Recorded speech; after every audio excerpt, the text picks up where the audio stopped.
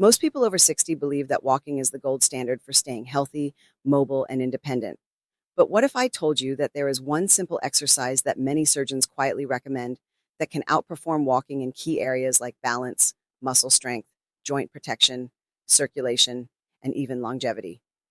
What if I told you that relying only on walking after 60 could actually be one of the reasons so many seniors struggle with knee pain, hip stiffness, falls, and gradual loss of strength? And what if the exercise I'm talking about takes less time, puts less stress on your joints, and can be done safely at home without fancy equipment? Stay with me, because by the end of this video, you'll understand exactly why this simple movement is often better than walking after 60, how to do it correctly, and how it can quietly transform your strength, confidence, and independence in ways walking alone never will. As a surgeon, I've spent decades seeing what really happens to the human body with age, not in theory, but on operating tables, in recovery rooms, and during long follow-ups with patients. I've seen very active seniors who walked every single day still lose muscle, still fall, and still end up needing surgery.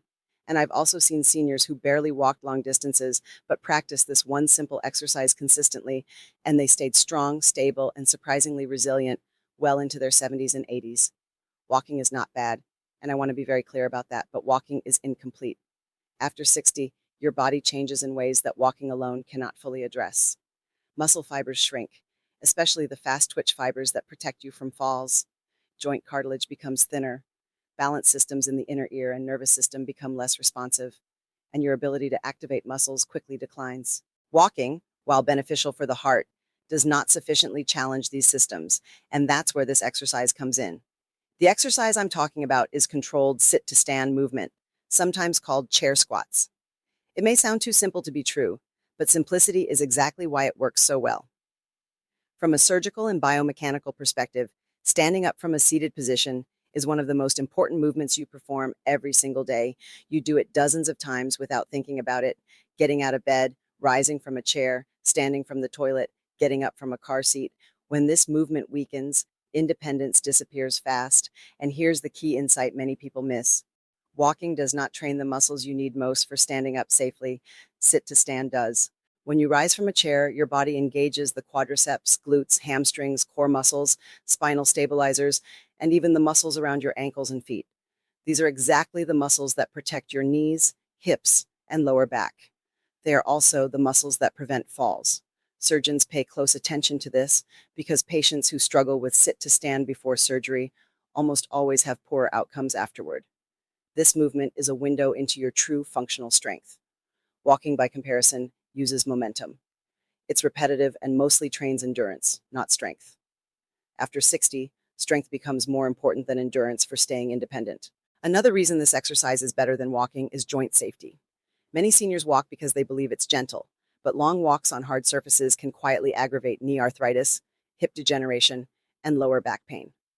I've seen countless patients who walk faithfully every day, but slowly grind down their joints because their muscles aren't strong enough to absorb impact. Sit to stand, when done correctly, strengthens the muscles that unload pressure from the joints. Strong muscles act like shock absorbers. They protect cartilage, ligaments, and bones. This is why surgeons often prescribe chair-based strengthening exercises before and after joint surgery. We know they work. Balance is another major factor. Falls are one of the leading causes of serious injury and loss of independence after 60. Walking in a straight line on flat ground does very little to challenge balance systems. Sit to stand forces your brain and body to coordinate movement, adjust posture, and stabilize your center of gravity. Each repetition is a small balance challenge. Over time, this retrains your nervous system to respond faster and more effectively. That's critical because most falls don't happen while walking calmly. They happen during transitions, standing up, turning, or reaching for something. This exercise directly trains those moments. Let's talk about circulation and metabolism, because this is another area where this simple movement shines. When you perform sit to stand repeatedly, you activate large muscle groups in the legs and hips. Large muscles demand more blood flow and glucose. This improves circulation, helps regulate blood sugar, and supports metabolic health. Many seniors struggle with insulin resistance, cold legs and feet, and sluggish circulation. Walking helps, but it doesn't stimulate muscle contraction as powerfully as rising from a seated position against gravity. Gravity is your ally here. Every time you stand up, you're performing a natural resistance exercise. Resistance is what preserves muscle, and muscle is what keeps metabolism healthy as you age. One of the biggest misconceptions I hear is that strength training is dangerous for seniors. As a surgeon, I can tell you the opposite is often true. Weakness is dangerous. Weak muscles lead to joint instability, poor posture, slow reaction times, and increased fall risk. Sit to stand is one of the safest forms of strength training because it uses your own body weight, follows a natural movement pattern, and can be adjusted easily. You can use a higher chair, add arm support, or move slowly. This makes it accessible even for people who feel fragile or unsteady. Now let's talk about how to do this exercise correctly, because form matters. You start by sitting on a sturdy chair with your feet flat on the floor, about hip width apart. Your toes should point forward or slightly outward. Sit tall, not slouched. Before you move, gently tighten your core, as if bracing for a cough. Lean slightly forward from the hips, not the lower back, and press through your heels as you stand up. Avoid using momentum or jerking upward. Once standing, pause briefly, then slowly lower yourself back down under control. The slow lowering phase is just as important as standing up. It builds strength and protects the joints. Breathing matters too. Exhale as you stand up. Inhale as you sit down. This helps regulate blood pressure and keeps you relaxed.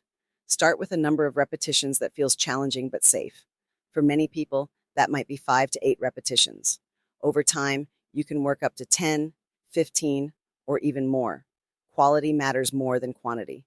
Done correctly, this exercise can be more demanding than a long walk, especially in the beginning.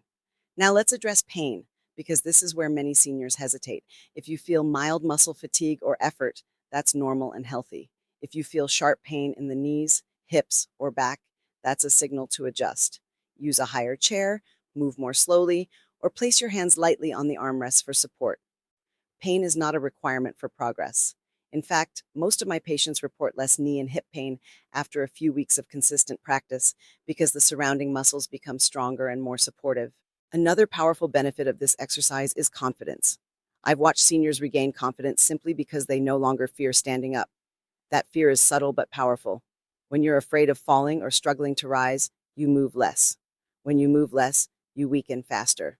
Sit to stand breaks that cycle. Each repetition is a small success. Over time, those successes add up and confidence returns. You might be wondering whether this means you should stop walking altogether. Absolutely not. Walking is still valuable for cardiovascular health, mental clarity, and enjoyment.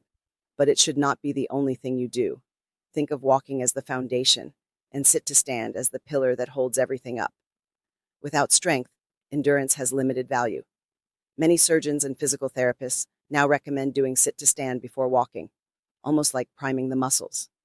When your muscles are active and strong, walking feels easier and safer. There's also a neurological benefit that doesn't get talked about enough. Standing up from a chair requires coordination between your brain, nerves, and muscles. This keeps neural pathways active and responsive.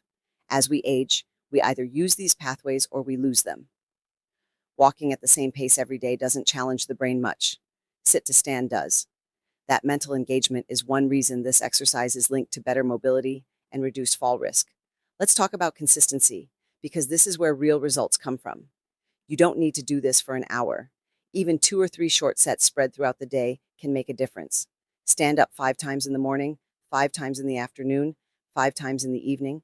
That's 15 repetitions that directly support your independence. Over weeks and months, those repetitions compound into stronger legs, better balance, and more confidence. Some people ask whether adding weight is necessary. In most cases, no, especially at first. Your body weight is more than enough. If, over time, the exercise becomes very easy and you feel strong and stable, you can increase the challenge by slowing down, pausing at the bottom, or holding a light object close to your chest. But simplicity is the strength of this movement. The goal is not to become a bodybuilder. The goal is to stay independent. As a surgeon, one of the most heartbreaking things I see is loss of independence that could have been prevented. People don't lose independence because they stopped walking 5 miles a day. They lose it because they can't stand up safely, can't catch themselves when they stumble, and can't trust their bodies anymore. This simple exercise addresses those exact problems at their root. I also want to address energy levels. Many seniors feel tired all the time and assume it's just age. Often it's muscle loss and poor circulation. Sit to stand activates the body in a way that wakes up the system. Many people report feeling more energized after just a few repetitions. That's not a coincidence. Muscle contraction improves blood flow, oxygen delivery, and hormone signaling. Movement is medicine, but the right movement matters. If you have existing medical conditions, such as heart disease, severe arthritis, or recent surgery, always follow your doctor's advice. But in general, this movement is one of the most widely recommended and safest exercises across medical disciplines. It's used in hospitals, rehabilitation centers, and long-term care facilities for a reason. It works. To bring everything together, walking is good, but it's not enough after 60. Strength, balance, and functional movement determine how well you age. The simple act of standing up from a chair, done correctly and consistently, trains the exact systems that keep you independent, safe, and confident. It protects your joints, strengthens your muscles, improves balance, boosts circulation, and challenges your brain in ways walking alone cannot. If you remember nothing else from this video, remember this. The ability to stand up easily is one of the strongest predictors of independence and quality of life as you age. Protect that ability, and you protect your future. If you found this information valuable, make sure to subscribe to the channel, like this video, and let me know in the comments what topic you want to see next.